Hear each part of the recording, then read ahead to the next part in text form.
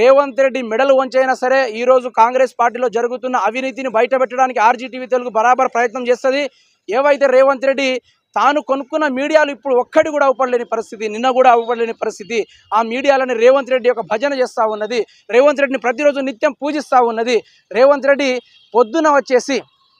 పొద్దున చెడ్డీలు వేసుకున్నాడు, సాక్సులు వేసుకునే దానికి వాటిని మాత్రమే టెలికాస్ట్ చేస్తూ ఉంది ఈ కాంగ్రెస్ ప్రభుత్వంలో. కొన్ని రేవంత్ రెడ్డికి బానిసత్వంతో చేసే మీడియాలు ఆ తరహాలో చేస్తూ ఉన్నాయి. కానీ ఇక్కడ రేవంత్ రెడ్డి మెడలోంచైనా సరే పేదల యొక్క పక్షాన ఉండి కొట్లాడడానికి తదితర ఛానళ్ళు కొట్లాడుతూ ఉన్నాయి. వాటిపైన కూడా రేవంత్ రెడ్డి దుష్ప్రచారం చేస్తున్నాడు. వారిపైన కేసులు బనాయిస్తూ ఉన్నాడు. వారిపైన రౌడీలను పెట్టి కొట్టేయడానికి ప్రయత్నం చేస్తున్నాడు. కానీ ఎట్టి పరిస్థితుల్లో పేదలు కానీ జర్నలిస్టు కానీ బెదిరేయలేదు.